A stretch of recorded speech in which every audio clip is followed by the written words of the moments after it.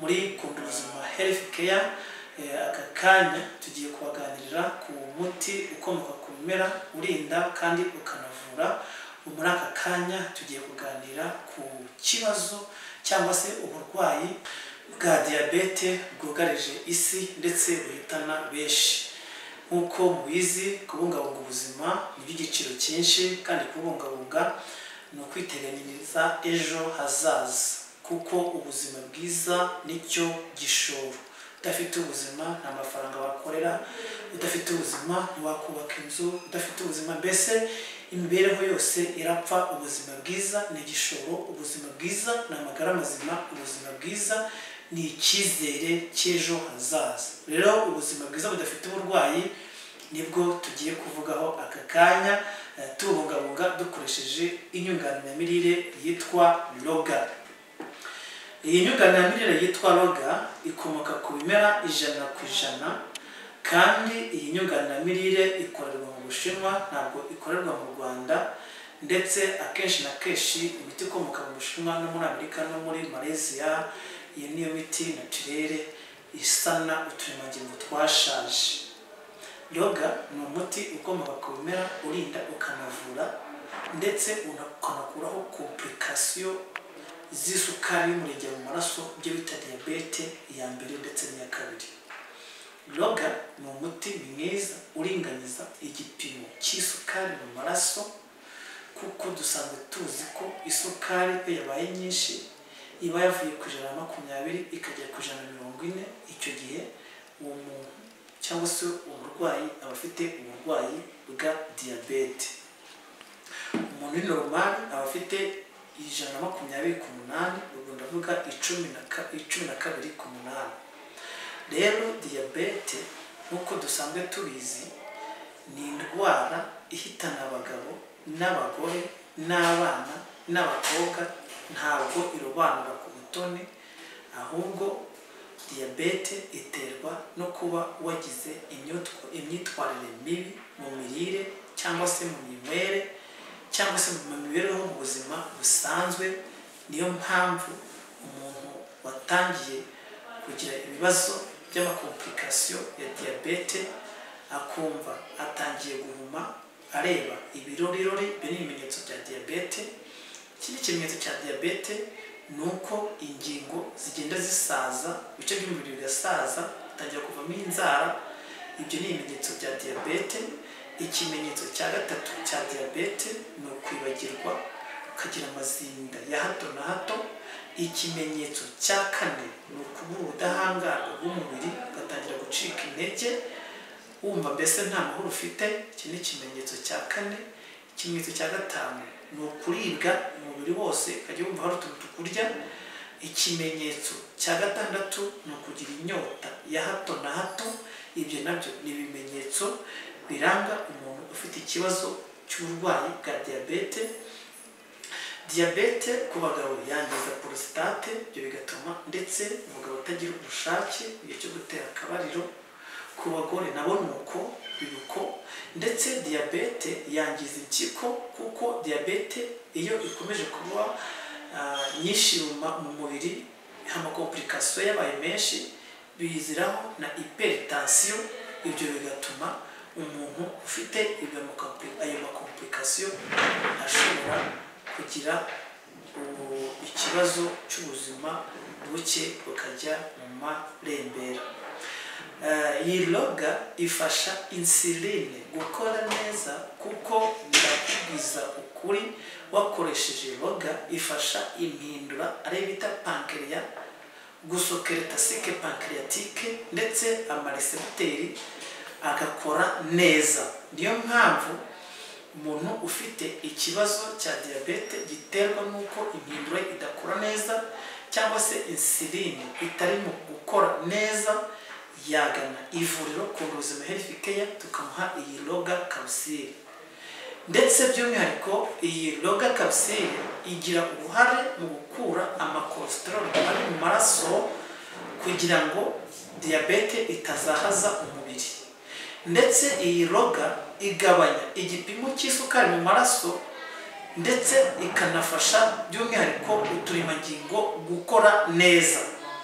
rero Loga ni umuti mwiza ku bantu bafite uburwayi diyabete yo mu bwoko bwa mbere n'iyo mu bwoko bwa kabiri. Igabanya igipimo cy'isukari mu maraso, ifasha insuline gukora neza, ifasha pancreas gusohora toxique pancréatique, ndetse diyabete iyo yazahaje umubiri, icyo gihe iyi Loga dushobora kuyikombina n'indi miti kugira ngo ugire ubuzima bwiza. Dushobora kuyikombina na magirimu, tukayikombina na golden 6, tukayikombina na reishi, tukayikombina na productive, ubundi hasigaye ukagira ubuzima bwiza.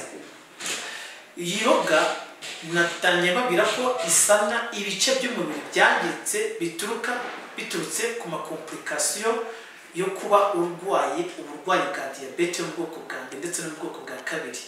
Mbabwira ibimenyetso, ngiye kongera bisubiremo. Ikimenyetso cya mbere cy'umuntu urwaye diyabete ni ugutangira kureba ibirorirori kuko diyabete itera ubuhumyi.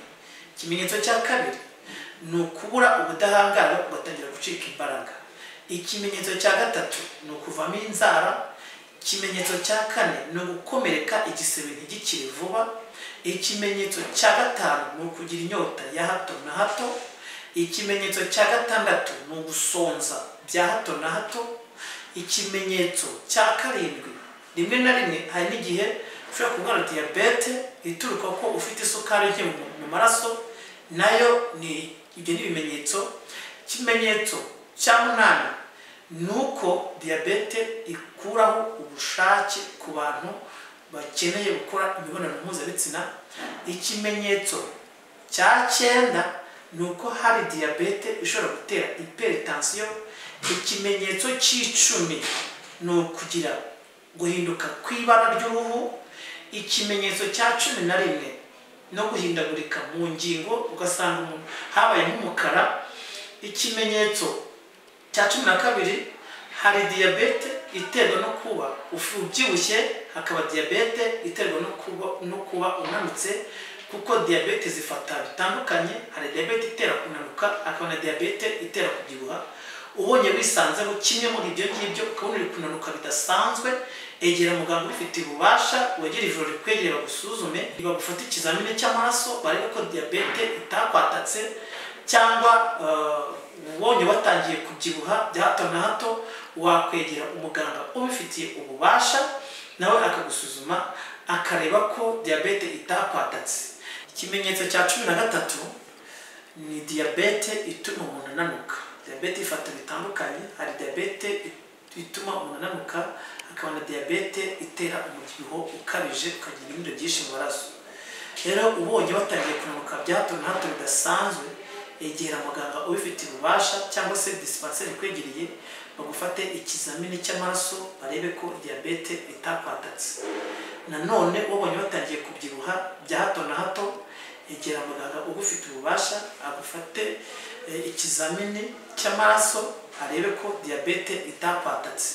Iyo usanze watatswe niyo ndwara ya diyabete, ubwo bahita bagushyira ku miti cyangwa se tukaguha na regime igufasha kugira ngo ugire ubuzima bwiza, kuko diyabete yangiza impyiko, diyabete ituma umutima udakora neza, diyabete ituma umwijima udakora neza, diyabete ituma ubwonko budakora neza. Ndetse diyabete, ikimenyetso cya cumi na kane, hari n'abantu bafatwa na diyabete bagahengama iminwa cyangwa se no kuvuga bikanga bitewe n'ibyo diyabete yabazahaje, yangije kwica uduseri tw'umubiri dutandukanye. Rero ukeneye uyu muti wa Loga, 8 56 86 68 2, iyo nimero iba no kuri WhatsApp, cyangwa ugasoma urubuga rwacu arirwo wa3kundubuzima.rw. Channel yacu ni Kundubuzima Healthcare kuri Facebook, hose turahari. Dukora delivery abari muri Amerika, bari mu Bwongereza, bari mu Aziya, bari mu Espagne, bari mu Butaliyani, ndetse ku mpande enye z'isi. Aho ngaho tubagezaho iyi miti yitwa inyunganimirire, food supplement zifasha umubiri gukora neza. Ikindi kiyongeyeho, ndabwira abantu bashaka kugira ngo babone n'ubujyanama bwiza kuri regime, bagana ivuriro Kundubuzima Healthcare. Kandi by'umwihariko ku Kunduzima Health Care dukora amasaha yose guhera kuwa mbere kugeza kuwa gatandatu, ndetse no ku cyumweru baduhaye rendezvous waza tukagufasha. Uyu muti wa Roga Kamusire uhabwa ubuzanage n'ikigo FDA Food and Drugs Administration ndetse n'ikigo GMP Good Manufacturing Practice n'ikigo HACCP n'ibigo halal by'abayisilamu bishinzwe kugenzura imiti ndetse n'ibiribwa. Rero ukeneye iyi miti wadusanga aho dukorera. Kwita ku magara yawe ni inshingano zacu.